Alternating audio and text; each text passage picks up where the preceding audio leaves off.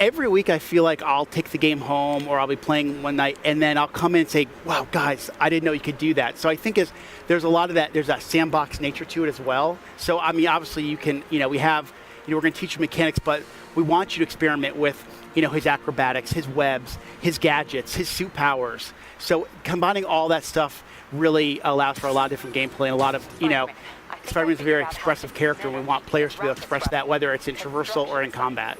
It's gorgeous. These animations, these animations are just blowing my mind. Your studio has kind of been renowned for character animation and for, just fluid motion. I mean, did you guys take a lot of lessons from your previous games and really like hone in on those when you were developing I mean, I think animation's definitely been one of the hallmarks of our company, from Spyro to Ratchet to Sunset Overdrive. Yep. And I mean, I remember when the Sunset Overdrive reviews came out, one person actually wrote, it would be great to see Insomniac make a Spider-Man game. And I was like, see, we should make it. See, and I think you waved your phone around to the whole studio. Exactly. We took that kind of mentality and we just injected our personality, but also, what do people want, desire from a Spider-Man experience. So, it was really great as I remember probably around the end of the year, end of last year, someone wrote an article about the top things they want to see in Spider-Man. And they said they want it to feel like an Insomniac game. So I think that's the thing we've been really layering on in this last year is to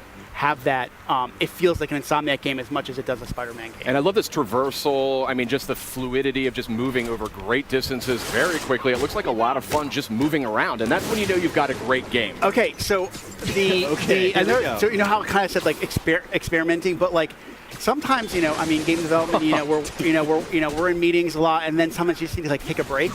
And what I used to find myself doing was just swinging around New York City. It was almost like therapeutic. It's just kind of like when I play other games, I just walking or running or even taking a car. It feels so more natural now just to swing around like Spider-Man. So it's definitely one of those things that has that, again, just like combat, that pick and play feel. But we want players to have a level of mastery as they play and get What better. was that? Hold on a second. Okay. Very interesting what you're saying there. So like I said, Adam showed off, I think he showed off the tripwire, where it's basically a gadget that you can either attach to a piece of geometry and the enemies walk by, they'll get like grabbed and sucked back, but you can also attach it to an enemy, and if an enemy walks by, they kind of slam into each other. That is amazing. This is so cool. What's this focus meter about? So the focus meter is basically, there's kind of a risk reward. As you build focus, you can use it to heal. Sid's having a religious experience. It just looks incredible. Okay, thank you. The team works really, really hard on it. Really, really hard. Clearly. And the idea is the focus is kind of a way to,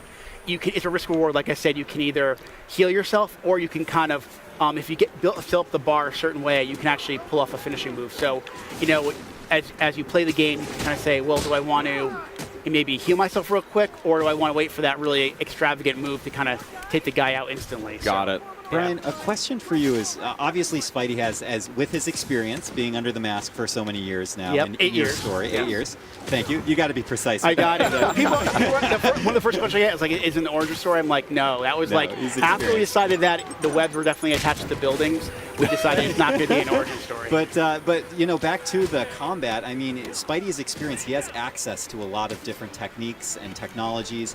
How do you balance out his experience with the fact that you don't want to overwhelm a player with options, right? You want to make it approachable. That comes down to our combat team, our traversal team, like and this guy our right designers, here. like Adam, and really going, okay, kind of handing that stuff out over the course of the game. Finding those right spots where you kind of, okay, we're going to teach you how to punch and how to kick and how to punch guys up in the air and use your webs. But then we layer on things like gadgets and then the suits and the suit powers. And it's kind of giving over time. If we just, one thing with something like E3, we want you to feel great, right? But there's a lot to learn really quickly. So normal course development, we kind of find those spots in the game where it makes most sense to teach those mechanics. And say this game is beautiful, looking right? absolutely gorgeous. This is, it was looking spectacular to begin with, but this is on a totally different level. And I can just see that so much. I can see that polish, though. That's the thing, and that's what comes out in that final few months of development. Yeah, I mean, if you guys watched the press conference, right? Sure. You saw all those games, those first-party games, and they all have a level of polish. And to be in a press conference with the likes of a Naughty Dog, a Sucker Punch, Kojima Productions, just we are very honored to be, and we know there's a certain level of polish that people expect from a PlayStation game, especially a first-party game. So we want to be considered right up there. Well, and not to mention also from the Marvel, Marvel fans course. expect to have that perfect experience. Of course. May I just ask real quickly, as we're starting to wind down here, from a personal perspective, I mean, what's it like for you and for the team to be able to kind of look up at the big screen and see your game after all that time, all that work? I'm known as a crier, so it takes a lot for me not to get choked up. Like right now, they're playing the theme song to the game in the background as we're sitting here,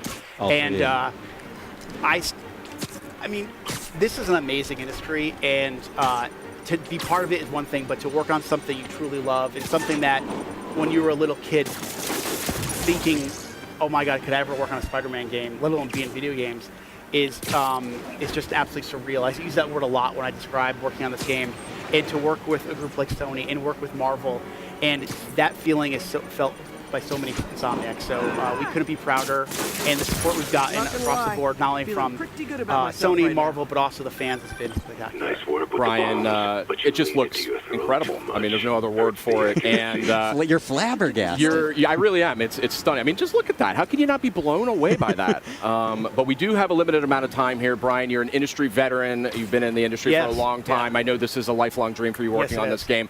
And I want to thank you and Insomniac for making it. Thank you for having us. And for coming by as well. Spider-Man was so awesome that it broke my mic, and I have to use the stick mic now. I thought you just wanted to look different from all of us. Yeah, I just wanted to stand out a little bit.